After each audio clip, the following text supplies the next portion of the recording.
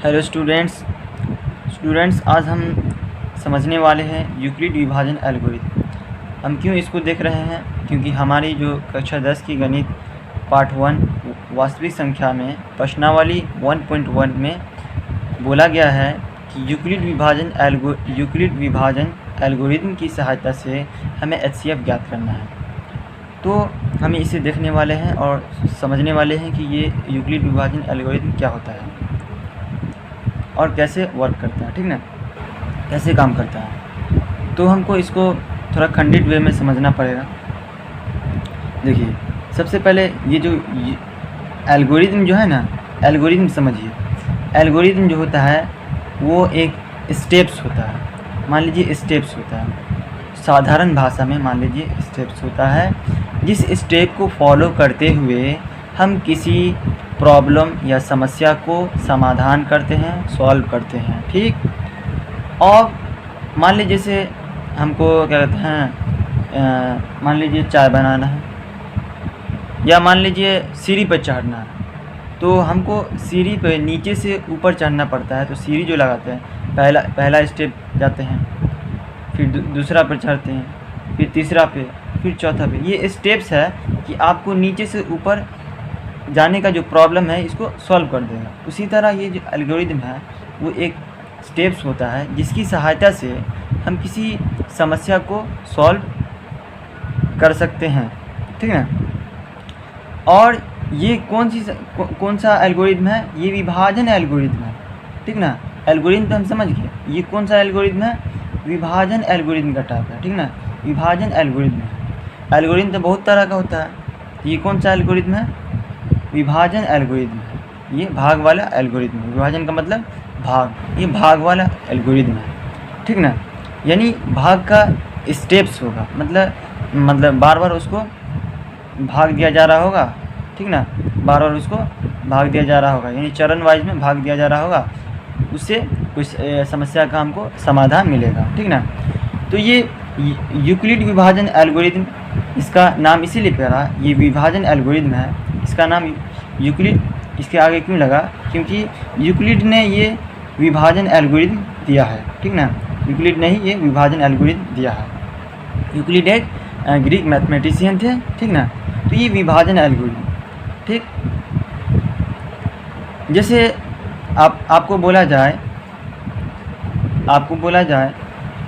4 और 7 का एचसीएफ ज्ञात कीजिए, ठीक ना। 4 और 7 का एचसीएफ ज्ञात कीजिए, तो आप सीधा भाग विधि द्वारा ज्ञात कर लेंगे। ये 7 अंदर रख लेंगे और 4 से इसको भाग देंगे, ये क्या हो जाएगा? 4 एकन 4। जो पिछले से पढ़ते हैं कि कैसे, मतलब बचपन में कैसे भाग विधि द्वारा हम एचसीएफ ज्ञात करते हैं। 4 एकन 4, ये क्या हो जाएगा? 7 में से 4 गया 3, ठीक। अब जब ये क्या कहते हैं, जब ये क्या है? शेष है। जब ये शेष इससे क्या हो जाए? छोटा हो जाए, ठीक ना, क्योंकि इससे छोटा ही होना पड़ेगा और इससे बड़ा होता फिर लग जाता, लेकिन इससे छोटा ही होगा। यहाँ पर जो शेष जो होगा वो हमेशा भाजक से छोटा होगा। जब भाजक से छोटा शेष आ जाए तब हम क्या करेंगे? इस शेष को भाजक बना देंगे और इस 4 को, यानी जो भाजक है, इसको भाज्य बना देंगे, ठीक।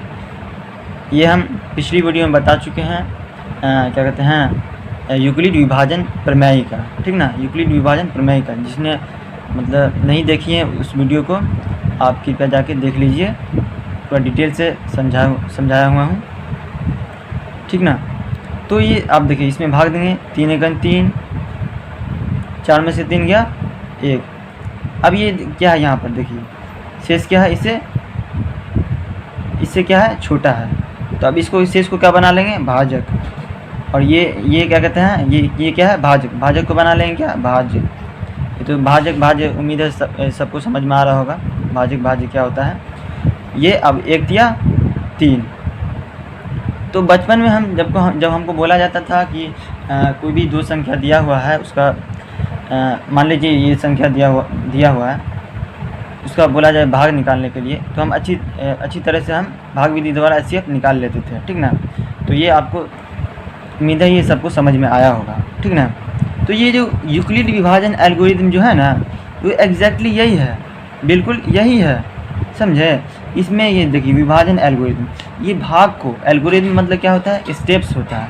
किसका स्टेप्स भाई, भाग का, ठीक ना। तो यहाँ पर देखिए ये एक स्टेप्स हो गया, ये दूसरा स्टेप्स हो गया, ये तीसरा स्टेप्स हो गया, ठीक ना। तो ये तीनों स्टेप्स मिलाकर क्या है, ये तीनों स्टेप्स मिलाकर, मान लीजिए चरण मिलाकर कौन सी समस्या का हमारा समाधान मिल रहा है, HCF का मिल रहा है, ठीक ना।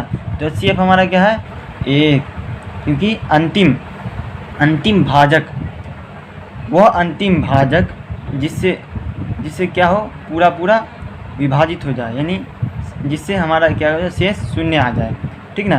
तो ये हमारा क्या हो जाएगा, HCF। तो इसका 4 और 7 का HCF क्या होगा, यहाँ पर हमारा 1 हो जाएगा, ठीक ना।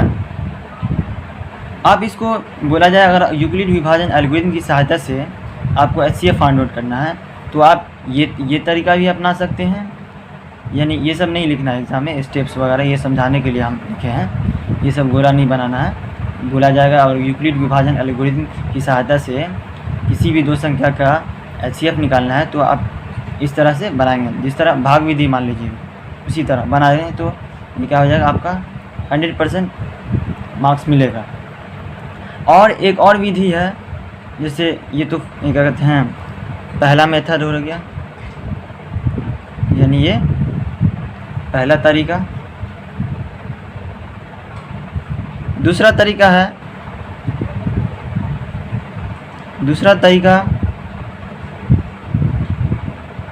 तरीका क्या है भाई, अब देखिए ये फर्स्ट स्टेप है ना जी, फर्स्ट स्टेप जो है, इसको चरण 1 में लिख लीजिए।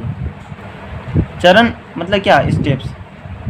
चरण 1 में क्या है, ये जो भाज्य है, ये भाज्य है, इसको क्या लिखेंगे हम, 7 इज इक्वल टू 4 गुना 1 प्लस 3 लिखेंगे, भाजक गुने भागफल प्लस शेष क्या हमारा 3 है, ठीक।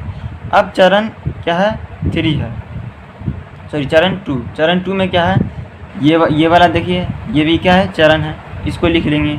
ये हमारा क्या है, 4 है भाज्य यहाँ पर, तो 4 देखिए, ये 4 को कैसे लिखेंगे, भाजक गुना भागफल प्लस शेष कितना है, 1 है। अब चरण 3 देखिए, चरण 3 में क्या है, देखिए ये वाला स्टेप्स को हम लिखना है। भाज्य क्या है, यहाँ पर 3 है, 3 को क्या लिखेंगे, भाजक गुना भागफल प्लस शेष क्या है, 0 आ गया। जब 0 आ गया हम छोड़ देंगे, तो हमारा अंतिम भाजक क्या है, 1 है। लिखेंगे यहाँ भाजक इज इक्वल टू कितना है, सॉरी 1 है, शेष कितना है, 0 है। जिस भाजक पर शेष क्या आ जाए, 0 आ जाए, तो वही भाजक क्या कहलाता है, HCF कहलाता है, ठीक ना। तो ये क्या हो जाएगा, तो HCF क्या हो जाएगा, HCF किसका 4 और 7 का हमारा ये क्या आ जाएगा, 1 आ जाएगा। This is my answer. Thank you. इस वीडियो से रिलेटेड जो भी आपको डाउट्स है, आप कमेंट करके पूछ सकते हैं, और चाहे तो आप हमें मेल भी कर सकते हैं। धन्यवाद।